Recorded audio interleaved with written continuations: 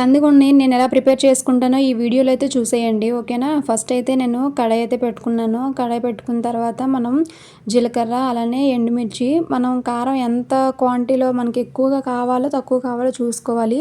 ఎండుమిర్చి తక్కువైనా పర్లేదు, కొంచెం తక్కువ వేసుకున్నా పర్లేదు. లాస్ట్లో కారము కలుపుకున్న ఓకే, నో ప్రాబ్లం అనమాట. చూసుకొని వేసుకోండి. చిన్నపిల్లలు తినాలి అంటే మాత్రం చూసుకొని వేసుకోండి, ఓకేనా. ఇక్కడ ధనియాలు అయితే ఆ రోజుకి లేవని చెప్పి ధనియాలు అయితే వేయలేదు. ధనియాలు, జీలకర్ర, ఎండుమిర్చి అవి అయితే మంచిగా ఫ్రై చేసుకొని పక్కన అయితే తీసుకున్నాను.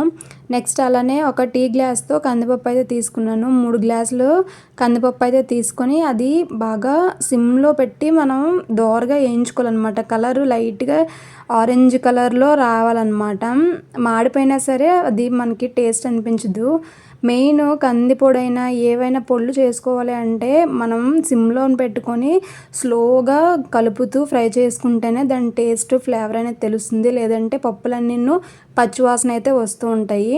నెక్స్ట్ అలానే పెసరపప్పు కూడా నేను టీ గ్లాస్తో కందిపప్పు 3 గ్లాసెస్ తీసుకున్నాను కదా, పెసరపప్పు 1 గ్లాస్ తీసుకున్నాను. అది కూడా బాగా ఫ్రై చేసుకున్నాను.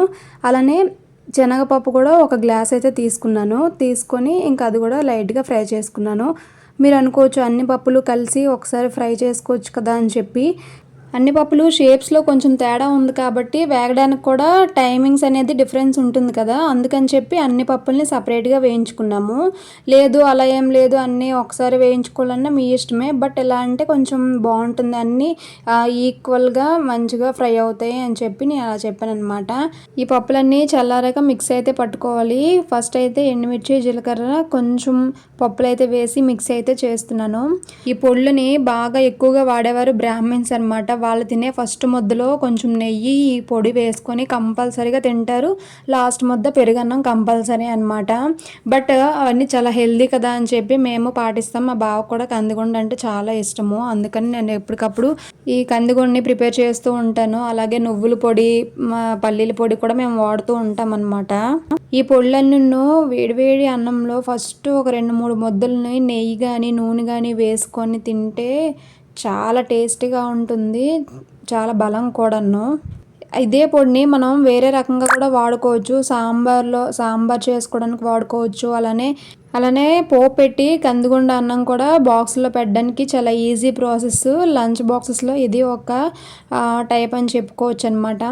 ఇంకా మనకు పౌడర్ అయితే రెడీ అయిపోయింది. ఇందులో మనం సాల్ట్ అయితే యాడ్ చేసుకోలేదు కదా, లాస్ట్లో అయితే సాల్ట్ అలానే కొంచెం టేస్ట్ చూసి కారం కూడా సరిపోతే కారం కూడా ఈ టైంలో యాడ్ చేయొచ్చు, నో ప్రాబ్లం అనమాట. కొంచెం సాల్ట్ను కారము చూసుకొని యాడ్ చేసుకోవాలి. అలానే లాస్ట్లో ఇంగు ఉంటే ఇంగు కూడా వాడుకోవచ్చు అనమాట. నేనైతే ఇంగు వేయట్లేదు. ఇదంతా మిక్స్ చేసుకొని నేనైతే ఒక డబ్బాలో స్టోర్ చేసుకొని ఉంచుకుంటాను. సేమ్ ఇదే ప్రాసెస్తో పల్లీ పొడి, నువ్వుల పొడి కూడా చేసుకోవచ్చు. మీకు కావాలి అంటే నాకు కామెంట్ చేయండి, నేను అవి కూడా చేసి చూపిస్తాను. ఇదండి నా కందిపొడి ఇలా రెడీ అయిపోయింది. మీకు కందిపొడి ఇష్టమైనా మీరు వాడతారా? వాడకపోతే ఒకసారి ట్రై చేయండి, మీ పిల్లలు కూడా చాలా బాగా ఎంజాయ్ చేస్తారు. ఉల్లిపాయ నంచుకుంటే దీనికి ఇంకా టేస్ట్ పెరుగుతుందన్నమాట, చాలా బాగుంటుంది. చేసుకోకపోతే ఒకసారి చేసుకొని ట్రై చేయండి, ఓకేనా. నా వీడియోస్ నచ్చితే మాత్రం ప్లీజ్ ఒక చిన్న లైక్ అండ్ సబ్స్క్రైబ్ చేసుకుంటే నాకు ఎంతో బూస్టప్లా ఉంటుంది, ఓకేనా.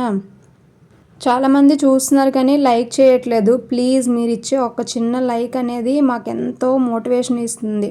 ఎంతటితో ఈ వీడియో కంప్లీట్ అయిపోయిందండి. మళ్ళీ ఇంకో వీడియోతో మళ్ళీ రేపు కలుసుకుందాం, ఓకేనా. ఉంటాను, బాయ్.